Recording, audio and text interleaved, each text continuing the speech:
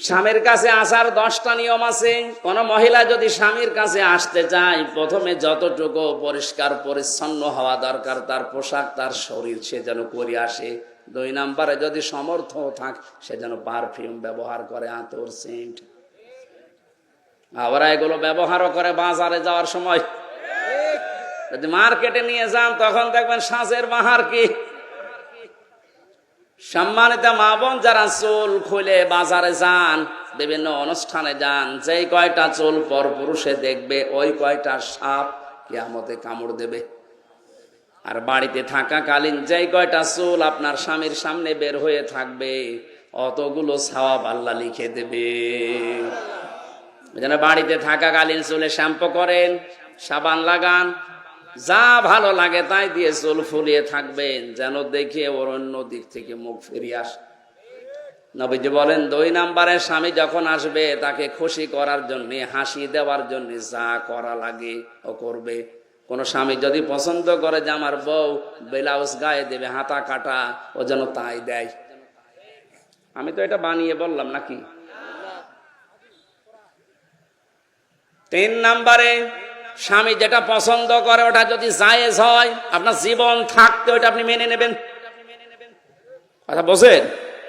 স্বামী পছন্দ করছে বিয়ের পরে যেন মা বাবা আমাদের সাথে থাকে, কিন্তু অনেক বউ এটা পছন্দ করে না, মানেও না। এরকম বউ দেশে নেই? এই যে দিনাজপুরে বৃদ্ধাশ্রম তৈরি হয়েছে, এটা কি খেলা করার জন্য?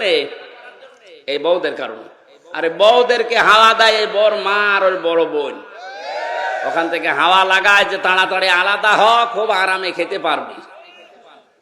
আপনি অপেক্ষা করেন, আপনাকেও ঠিক ওই বৃদ্ধাশ্রমে পাঠানোর জন্য আপনার পেটের এই সন্তান আপনাকে পাঠাবে। 4 নম্বরে নেককারের সংজ্ঞায় পেয়েছি, ওই স্বামী, ওই স্ত্রী নেককার, যে স্বামী বাইরে গেলে তার সন্তান আর সম্পদ সে হেফাজতে রাখে। আল্লাহ রাব্বুল আলামিন মেয়েদেরকে এই 4টা গুণ অর্জন করার তৌফিক দিন। এটা প্রত্যেকটা জান্নাতের 8টা দরজা খুলে যাওয়ার গুণ। আজ হাজারো মহিলার ভেতরে গুণগুলো নেই। শুধু নামাজ পড়া, রোজা রাখা আর কালো বোরকা পরায় মনে করে এটাই আমি নেককার হয়ে গেছি। না, যারা এই মাল সম্পদ দুনিয়াতে জমা করবে আর সংরক্ষণ করে রাখার চেষ্টা চালাবে, মালের ব্যাখ্যা হাদিসে তাফসিরে 5টা। 1 নম্বর তো নেককার নারী, 2 নম্বরে অস্ত্র শস্ত্র, 3 নম্বরে প্রভাব প্রতিপত্তি, 4 নম্বরে ক্ষমতার চেয়ার, 5 নম্বরে টাকা পয়সা। এগুলো যারা বারবার জমা করে আর মনে করে এগুলো আমার কাছে স্থায়ীভাবে থাকবে, এগুলো সংরক্ষণ করার জন্য চেষ্টা চালায়, আখেরাতের যে বিশাল জীবন ভুলে যায়, এদেরকে লাজায় আল্লাহ প্রবেশ করাবে। বলেন নাউজুবিল্লাহ। জেলখানাতে যাবার পরে আমি বেশি দেখেছিলাম, পারিবারিক কলহর কারণে অধিকাংশ মানুষ জেল খাটতেছে। এখন যে গাজীপুরের কাশিমপুরে যে এখন ফাঁসি দেয়, আগে তো শাহজাহান জল্লাদ ছিল, 40 বছর পরে বের হয়েছে। এরপরে যে এখন দায়িত্বে আছে ইলিয়াস, এর বাড়ি চট্টগ্রামে। এই লোকটাকে আমি একদিন জিজ্ঞাসা করলাম, আপনি কত বছর আছেন? বলছে আমার ফাঁসি দিয়েছে, আমার যাবজ্জীবন এখন 30 বছর জেল, 22 বছর আমার জেলে থাকা লাগবে। অথচ আমি 17 বছর সৌদি আরবে থেকে বাড়িতে এসেছি। বিয়ে করার পরে বর সাথে আর মার সাথে মিল নেই।